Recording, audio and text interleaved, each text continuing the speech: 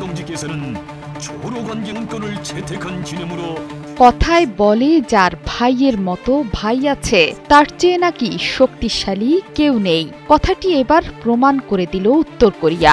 রাশিয়ার আহ্বানে ইউক্রেন এবং পশ্চিমাদের বিরুদ্ধে যুদ্ধ করতে এসেছিল তারা। তাদের দায়িত্ব দেয়া হয়েছিল ইউক্রেনের দখল থেকে রুশ ভূখণ্ড কুর্স্ক মুক্ত করার। প্রাণ দিয়ে ভাই রাশিয়ার বিশ্বাসের মর্যাদা রেখেছে কিম জং উনের উত্তর কোরীয় সৈন্যরা। রুশ সৈন্যদের সঙ্গে কাঁধে কাঁধ মিলিয়ে কুর্স্ক মুক্ত করেছে তারা।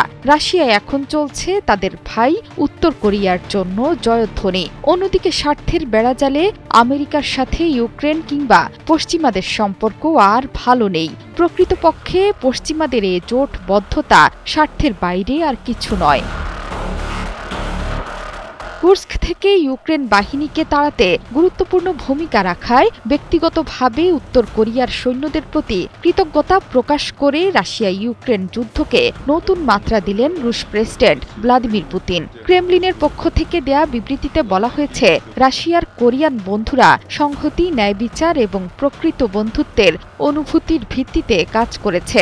এজন্য সৈন্য এবং কিম জং উনের প্রতি কৃতজ্ঞতা প্রকাশ করেছেন পুতিন। সোমবার প্রথমবারের মতো রাশিয়ায় উত্তর কোরিয়ান সৈন্যরা লড়ছে বলে নিশ্চিত করেছে পিয়ংইয়ং। এরই মধ্যে ইউক্রেনীয় বাহিনীর দখলে থাকা রাশিয়ার কুর্স্ক অঞ্চলের নিয়ন্ত্রণ পুরোপুরি ফিরে পাওয়ার দাবি করেছে মস্কো।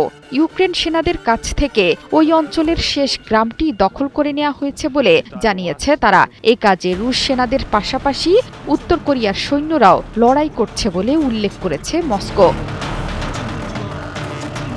2022 সালের ফেব্রুয়ারিতে রুশ ইউক্রেন যুদ্ধ শুরু হয়। গেল বছরের আগস্টে হঠাৎ করেই কুর্স্কের বড় অংশ দখলে নেয় ইউক্রেন। সেই ঘটনার পর কিছুটা বিপাকে পড়ে গিয়েছিলেন পুতিন। ঠিক তখন থেকে এই অঞ্চল পুনরুদ্ধারে জোর তৎপরতা শুরু করে পুতিন বাহিনী। শনিবার এক ভিডিওতে পুতিনের হাতে প্রতিবেদন তুলে দিতে দেখা যায় রুশ সামরিক বাহিনীর chief of general staff Valery গেরাসিমভকে।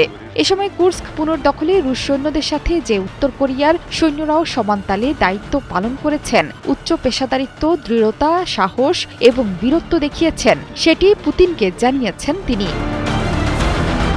ইউক্রেনের দেয়া তথ্যমতে বর্তমানে রাশিয়ায় আছে উত্তর কোরিয়ার প্রায় 14,000 সৈন্য। সাজোয়া যান ও ড্রোন ব্যবহারের অভিজ্ঞতা না থাকায় প্রথম দিকে বড় ক্ষতির মুখে পড়ে তারা। মারাও গেছেন অনেকে, যদিও পরে নিজেদের খাপ খাইয়ে নিয়েছে কিমের সৈন্যরা। শুধু সৈন্য পাঠায়নি উত্তর কোরিয়া, রাশিয়াকে দিয়েছে বিপুল পরিমাণ কামানের গোলা, রকেট উৎক্ষেপণ ব্যবস্থা ও ব্যালিস্টিক ক্ষেপণাস্ত্র।